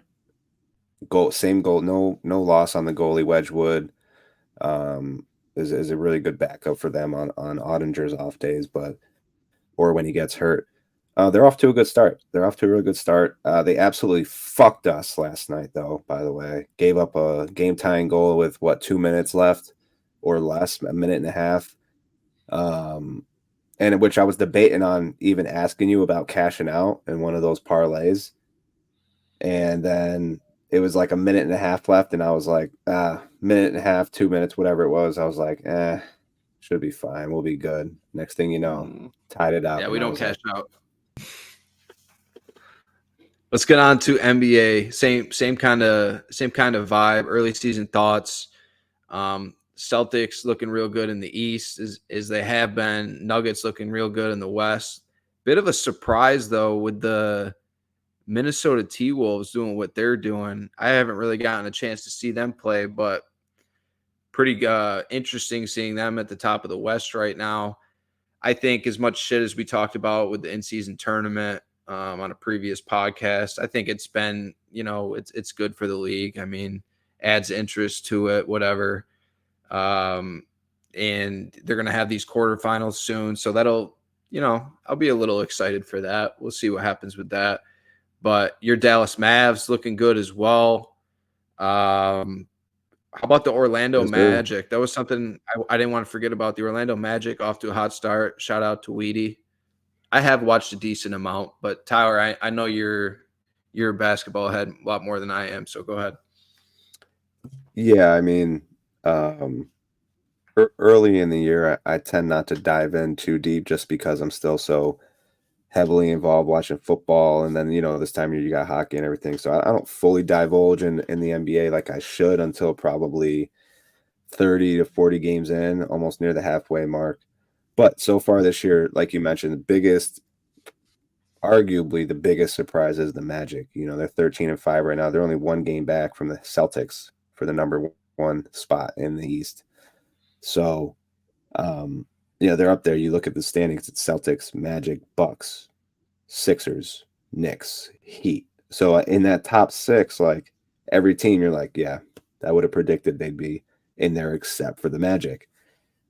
So it's great. They've been playing good ball. I really hope that they continue to play good ball too, because they're a team where it's like you look at everyone on their roster, not everyone, but the guys who were playing at least, and it's all like young, good talent. For the most part, it's like young, good talent. They're 9-1 in their last 10, by the way. Just their one loss being to Dallas. But over to the West, though, yeah, like you said, Timberwolves. They're the big surprise here. They're leading the West, a game and a half ahead of the Nuggets, and they're tied with the Celtics for the best record in the league. We've always known Cat was good, but I think this has more to do with coaching and the emergence of like Anthony Edwards, and then I believe they got Mike Conley. I'm pretty sure they have Mike Conley, but I'm gonna double check that right now. But other than that, yeah, they do have Mike Conley. Yeah, who was a great addition for them. Nuggets are going to be the real powerhouse. I expect them to finish first by the end of the season. They're just too good, too deep. Thunder, a good surprise, obviously with all the Josh Giddey news. It's a bit of a unfortunate circumstance. Hopefully that kind of blows over and there's nothing too serious going on there.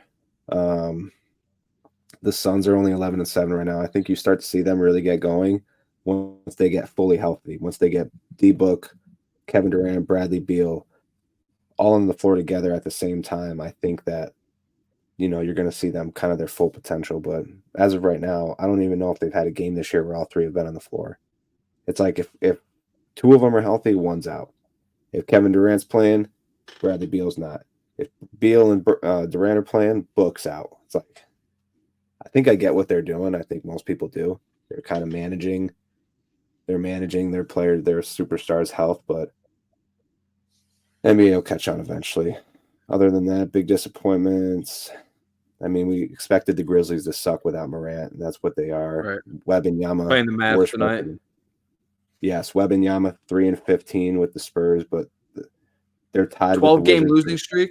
They have a 12-game losing streak right now. Yep, they're 0-10 in their last 10, so definitely at least 10 games. I think it's 12. So yeah, I'm pretty sure it is 12. Yeah, I think. What do you think on the Mavs? What do you think on the Mavs' chances?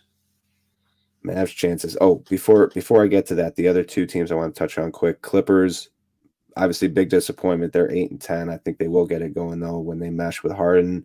And then the Rockets off to a better start. I actually do kind of like the Rockets roster. Veterans with some young talent. They obviously have a lot of young talent, but onto the Mavs, it's, they can, in a sense, you put it together, they can win any game, right? Against any team. It comes down to a series. Can they do it longevity over a 7-game series against a top team? Right now, that answer is no. Especially if they were to play a team like the Nuggets. They can't stop Jokic. They won't be able to do it. Their best big man is a 19-year-old rookie in Derek Lively. He can't be your best guy. He just can't. He's been playing really well though. I of course give credit where it's due. He's been playing really well. He's off to a great start, but they're not gonna, he's not at that point where he can guard Jokic over a 7-game series. Not many people can, obviously. I don't want to make that seem like it's a super achievable thing, but with Luka and Kyrie, they're going to be able to win a lot of ball games just with the two of them.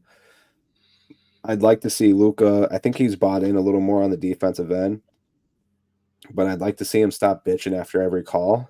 And when he makes a turnover or a call doesn't go his way, I want to see him hustle and get back on defense. The amount of transition, just wide open dunks and layups other teams get because he's too pissed off or acting like a baby to get back in transition D is sickening. So he needs to grow up.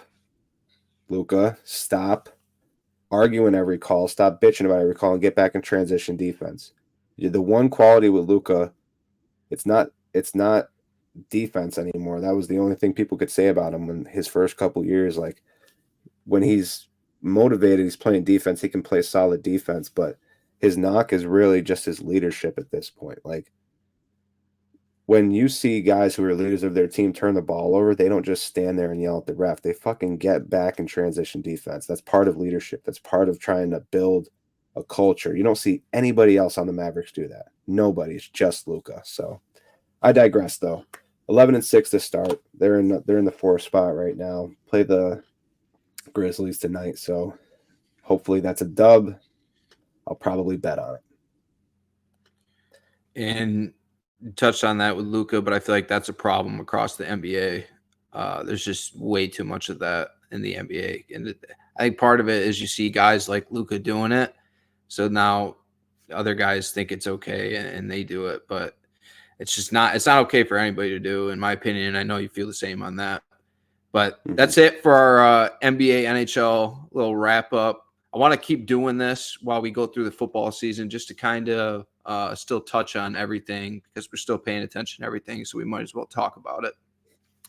But moving on, capping off this episode, talking about the NFL, we're not going to go over every matchup like we usually do going into this week. We will do a recap episode next week, but just kind of some of the headline things that we're going to go over and cover.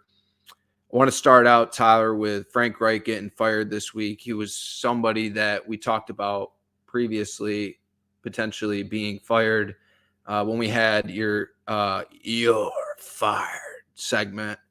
And you mentioned Frank Reich at the end of that after you talked about Ron Rivera. And sure enough, I think it was 2 days after that, Frank Reich ends up, getting fired. So that happened.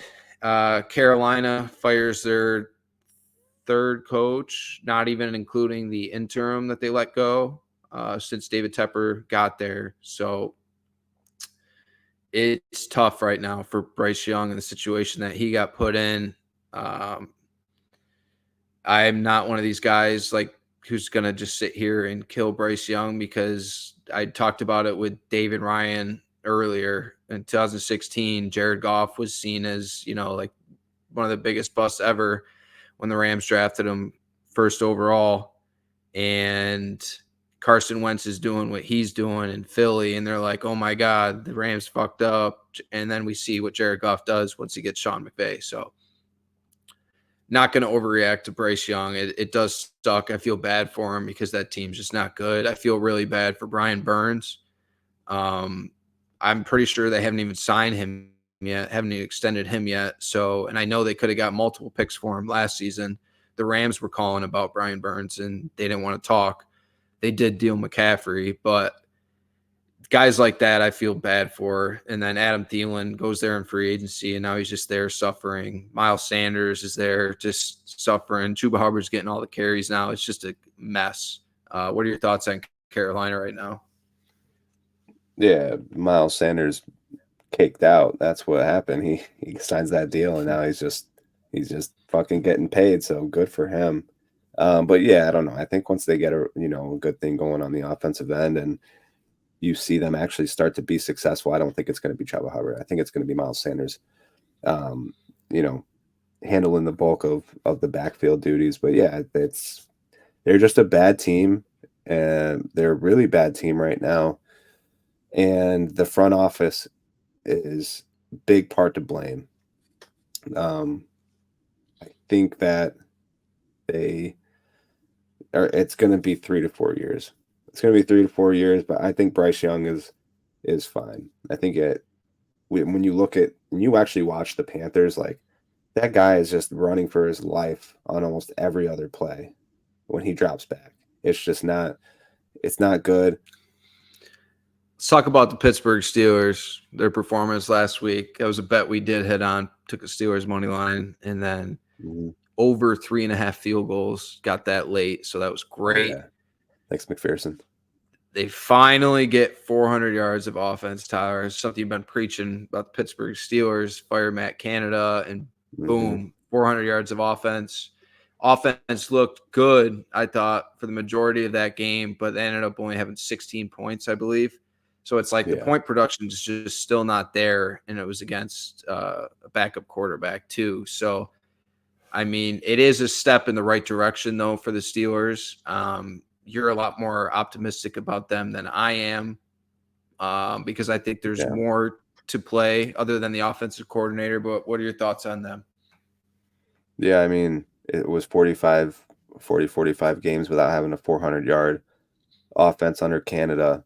Like the very first game after firing Canada, they get over 400 yards of offense. Like if he wasn't the sign, then you clearly don't know what a sign is when you see it. You wouldn't be able to see a stop sign if they had 6 of them in front of you. Like the way that Kenny Pickett was just attacking the middle of the field, you didn't see that his whole career.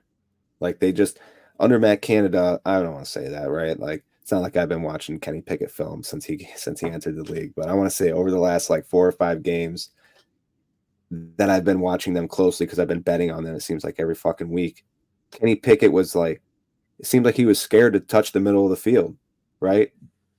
All of George Pickens' routes, just back shoulder throws and go routes down the sideline, or out routes, drag routes.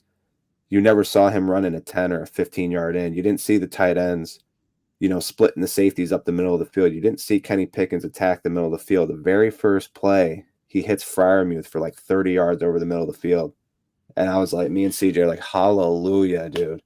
Hallelujah. I think they're going to be okay. And then they get 400 yards of total offense for the first game in 45 games. So I like, because they just have too many good pieces. Deontay Johnson, Pickens, Freiermuth, Jalen Warren, stud. Najee Harris is starting to look good again.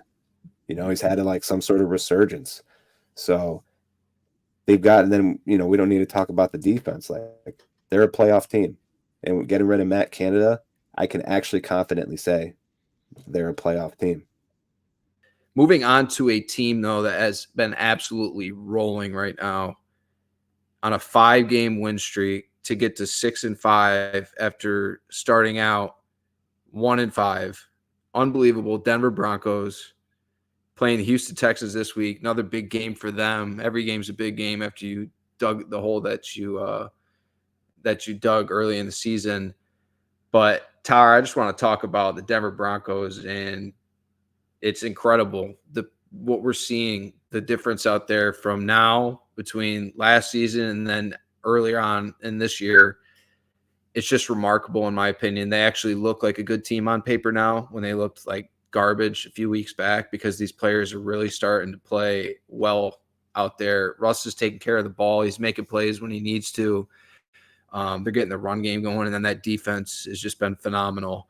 Pulled it off against the Browns last week.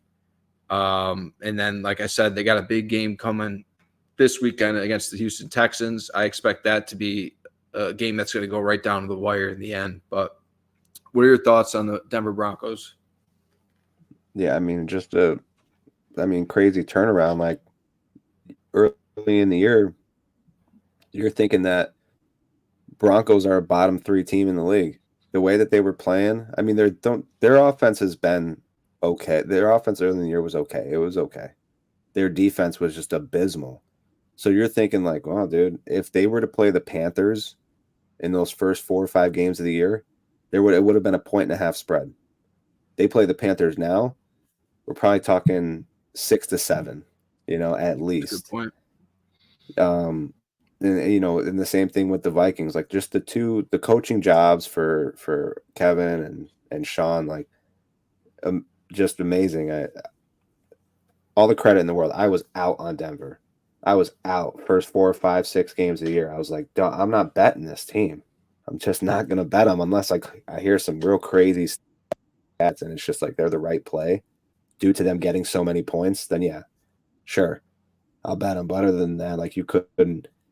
It would have been hard to convince me. And now, like, they're only 3.5 point dogs. Well, I say only 3.5 point dogs. They're 3.5 point dogs to the Texans this week in Houston, but 56% of the bets are on Denver. You get this earlier in the year, 70%, 75% of the tickets would have been on Houston. So great job to Sean Payton and Russell Wilson and that defense. Coordinator over there, is that Vance? Yeah, Vance Joseph. Hell of a job. And they were calling for his head earlier in the season too. They were talking about Rex Ryan going there. Right. Well, see, and that's the thing too. Like for fan bases, patience is a virtue. But there's a difference between being patient and then just waiting too long, right? Be patient. 6 games, you're calling for the guy's head. Just be patient. Matt Canada, 40 to 45 games of the same old shit. That's just waiting too long to make the move. So patience is a virtue. Sometimes you just got to be patient. Team that seems to be trending in the opposite direction. I know they've only lost, 1 game, but they haven't looked right, these last couple of weeks. And that's the Detroit Lions, who are, they're still at 8-3. And then Minnesota loss really had to be a breath of fresh air for them. So it's not getting too hot.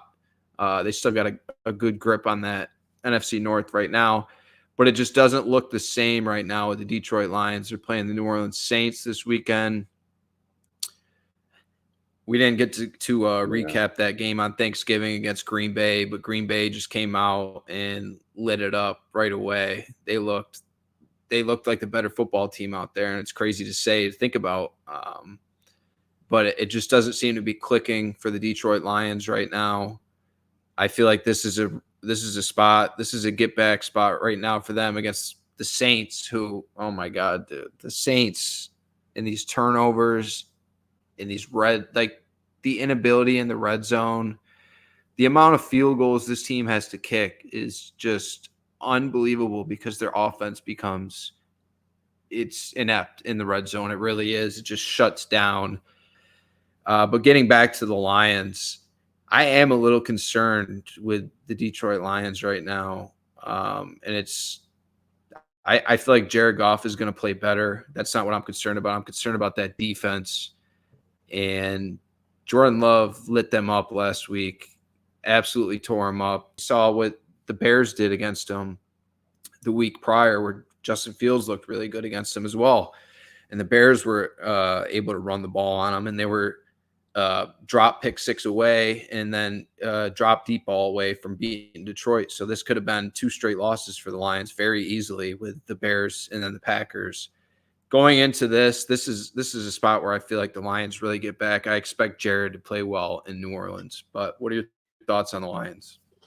Yeah, it's really that deep backfield. I mean, it's just you can't be confident if you're going up against, like let's just fast forward. Let's fast forward, 6 weeks to the playoffs, right? If they were to play Dallas, Philly, San Francisco, either of those 3 teams, which is really all they have to worry about, right? Those are the top 4 teams, including Detroit, right? If Detroit's going against any of those 3 teams, are we confident that Detroit can hold them to under 30 points? Because on the flip side, especially in a playoff feel, right? That playoff atmosphere, all 3 of those other defenses, I mean, obviously not overreacting to last night, I can confidently say, yeah, I can see those defenses holding Detroit under 30. But on the flip side, I can't say that about Detroit because of their deep backfield. And all 3 of those offenses, high-powered as they are, who can throw the ball, I don't see those corners shutting them down, holding them to under 30 points in a game as a defensive unit, not just their deep backfield. I don't want to shit on their D-backs, but that's, I think, the biggest part of their defense right now. The biggest flaw is that passing game. So I don't know. I'm trying not to overreact to that Detroit loss, but like you said, it's been weeks in a row now, and it's been a couple games in a row now for Jared Goff turning the ball over, which is uncharacteristic to him. So I think they'll be okay right now. They're only 4.5 point favorites in New Orleans against the Saints, who have been struggling to say the least. Michael Thomas out for the year. Olave had a concussion last week. I think he's good to go this week though, which is huge for them. But I don't know. I'm just not confident in that Saints offense to do shit. Right. So, but that's the thing. Derek Carr last week looked great in between his end zone and the 20-yard line. And the other side, inside of the red zone, dude, Derek Carr looked awful. He looked awful. I mean, it's almost getting to the point which it should never get this way, but it's almost getting to the point where it's like, once you get inside the red zone or inside the 10-yard line, do you just put Taysom Hill in and give him 3 or 4 downs to get the job done? Because Carr is just not doing it. It should never be that way, but it feels like we're getting there. We're getting real close. That's a great point. And I know Taysom Hill fumbled last week in the red zone, so that was a big part of that game. But Derek Carr, like you said, he looks great in between, whatever. And then once you get to the red zone, the offense just shuts down. We don't like their OC either, but he's got to do a better job. And getting back to the Lions, talking about that secondary, I will continue to talk about Gardner Johnson, with him getting hurt week 1. Yeah. That's a guy, if you can get him back, he can change the whole tempo, the whole tone of that defense. I checked last week, I know, and there was no timetable set for his return. We talked about it with Dave and Ryan earlier, and Ryan was talking about Gardner Johnson, and that's a big loss for the Eagles this offseason. You could see that missing from the Eagles secondary. So that's one of those guys, I think if he comes back fully healthy for this Lions defense, they will get a lot better with his presence out there. But talking about the Green Bay Packers, Tyler, they're at 5-6 now. They've looked much better these last couple weeks. Watson's back now, looks really good for them. And these other young weapons with Dobbs and Jaden Reed, this offense is really finding itself, and that starts with Jordan Love. I think he's really taken a leap these last couple of weeks. I said last week I didn't want to overreact to his performance against the Chargers, but he did it again. I mean, primetime Thanksgiving football, right away, he was ready for that moment. It was really cool to see Jordan Love, the way he performed out there. I want to talk about this game, this huge game for them. They got to keep stacking up these wins to have a chance, and they got to play the Kansas City Chiefs on Sunday night. Big time game for Green Bay. And I think it's a big game for Kansas City too, because they went down 10-0 to the Raiders last week, and we just saw there wasn't a spark from that offense. It just wasn't there. Just like it wasn't there in the second half against the Eagles the week prior. So a little worried about the Chiefs right now as far as where they are at as an offense. We know their defense is really good, and their defense is going to keep them in games. And then obviously you have Mahomes, but it's he needs help. I know you and I have texted about Travis Kelce just doesn't look like the same guy out there. And I mean, it's going to happen to everybody. It happens eventually. I hope that's not the case because he's a very exciting player to watch. And I like seeing the Chiefs at their best with Kelce out there balling. So he is getting yards, though. It's just like you're not seeing the same. You could just see it on TV. You're not seeing the same guy. And they need more production out of these wide receivers. So let's see how they do against that Packers defense, who has looked a lot better as of recently, and Jordan Love. But go ahead.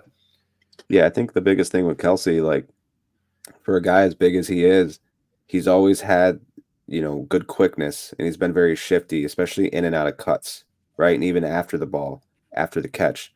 And this year, you just don't, you don't see that. And I think that it is due to, some injuries he's had to his lower body coming into the season. So, like you said, we're hoping that this isn't a forever thing for him, right? Like Father Time hasn't caught up to him quite yet because he is, going to go down as one of the best tight ends in NFL history. So we want to get as much as we can out of Kelce before he, hits that downward trend.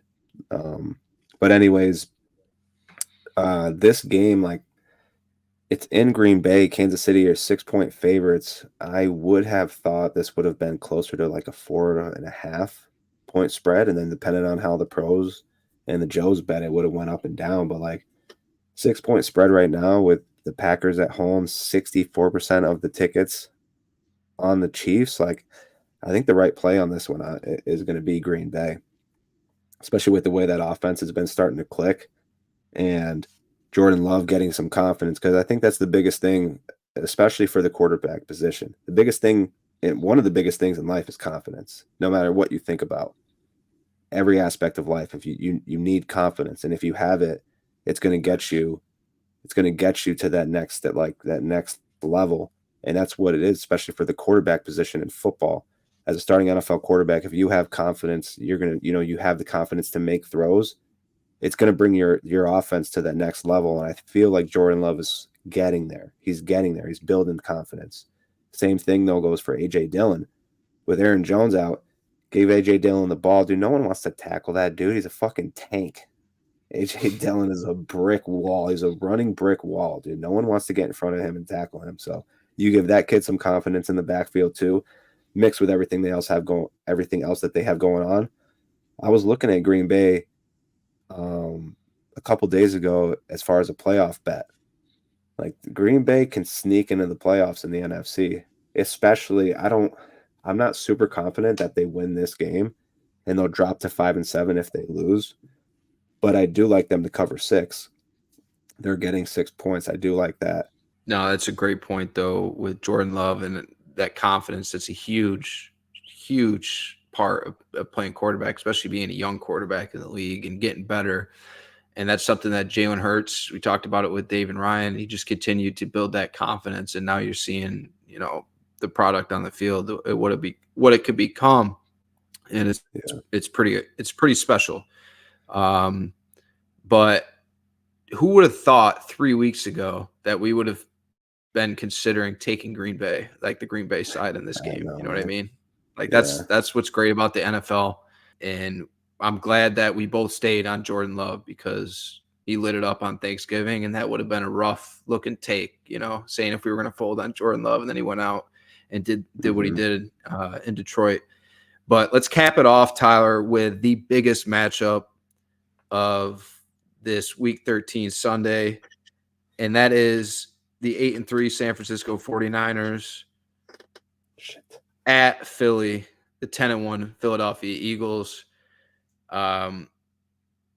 This is something I am pumped for. It's been something I've been pumped for since I saw the schedule released. I circled this game and I said, like, that's going to be a huge game for what could be decided in the NFC playoff picture.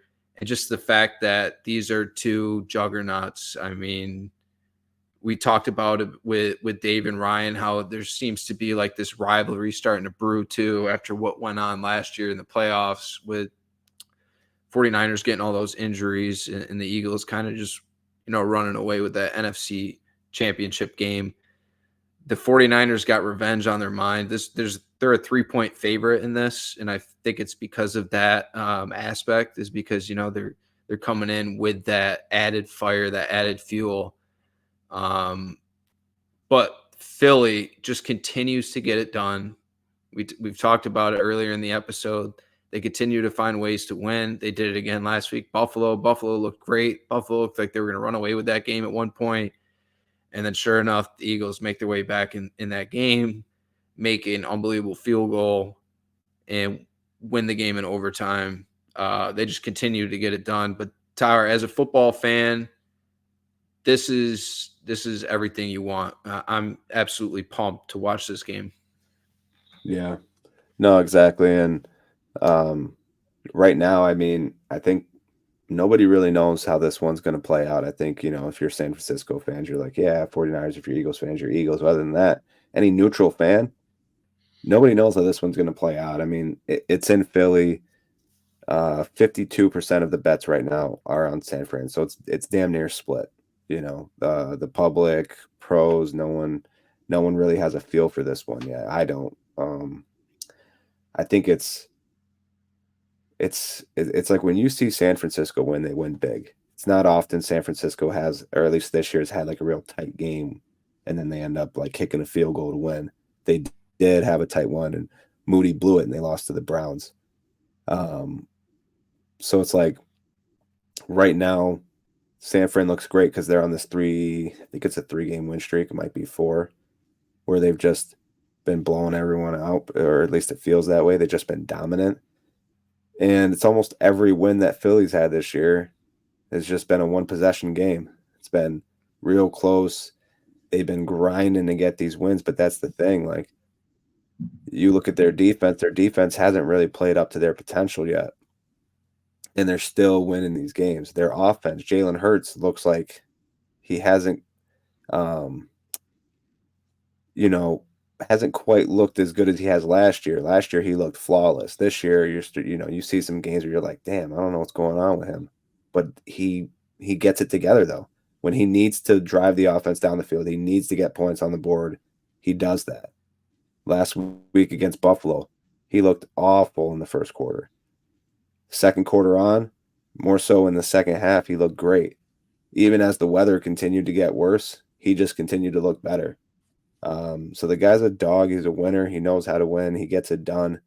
That's what they're doing this year. So they're 2.5-point underdogs. On most books, it's 3. I think FanDuel, you might be able to get them at 2.5, but most of these places, it's 3. I think if you can get them at 3, I would take the Eagles. I don't think this is going to end up being more than a 3 or 4-point game. I think that's where this, the final score ends, or, the difference between is 3 or 4. So if you can get the Eagles at +3, +3.5, jump on it. If it's 2.5, I would probably take the Niners as far as value goes. But this is going to be a great game, and I think it's going to be a good test for Purdy, right, going into another big game, because it's been the 2 this year for the Niners. There's a lot of hype going into that Dallas game, and then Purdy played fantastic. Best game of the year. A lot of hype going into this one. I don't know what the weather's looking like. It could be another slop fest over in Philly, so we'll see. I mean, that's 2 back-to-back big games for Philly, though. That Bills one was, great game for them to come back and win that after the Bills were up. So it's going to be a great game. I am excited about this one. Right now, I'd put my money on the Eagles at +3. Yeah, back to back with playing with the Chiefs, playing at Arrowhead the week prior. So and like you said, they just continue to get it done. And there's something to be said about that. You said like the Niners haven't been, when they beat teams, they blew out teams. And then that close game against Cleveland, they ended up losing. And we talk about Philly just continuing to win games. I think something needs to be said about that. And hey, if this game gets really tight down the stretch where, you can't make certain mistakes as a team because you're not fortunate to be up, multiple possessions late, I think that really can make a difference in the fact that the Eagles know how to win tight games. Yeah. Like they know how to get it done. And the Niners they don't necessarily have that ability because they haven't been in that situation as much. Like when they win big. And that's something you could say about the Bills too. It seems like the Bills, every time they get in a close game, it seems to go the other way for them. But when they're on, I mean, they're fucking on. And that's kind of like what you see with the Niners as well. So that's interesting. If this game gets close late, are the Niners going to be able to, remain poised, keep their composure? Brock Purdy, especially in that environment. So super excited about that. But that's it for our NFL headlines going into Week 13. We will be back next week with our Week 13 recap, where we'll give a full description of the Week 13 slate, what happened, what our thoughts are on it. Go ahead. I just wanted to say, when you brought up the Bills and them being in close games, Matt Mattis actually told me something last week, and I had to fact check him, because you have to fact check everything that comes out of his mouth. So the Bills, in every loss that they've had dating back to last season, has been by one possession. They haven't had a loss that's been more than one possession, dating all the way back to the start of last season. So when they win, they typically tend to win big, not all the time, but more often than not. But when they lose, it's always a one possession game. So I just wanted to bring that up. But yes, thank you all. But like I said, we'll be back next week with our Week 13 recap. We want to thank y'all for listening. Appreciate the support. Don't forget to like and subscribe on our YouTube. Follow us on Apple Podcasts and Spotify. Get at us on Instagram and Facebook. We will see you next week. God bless. Goodbye. Peace.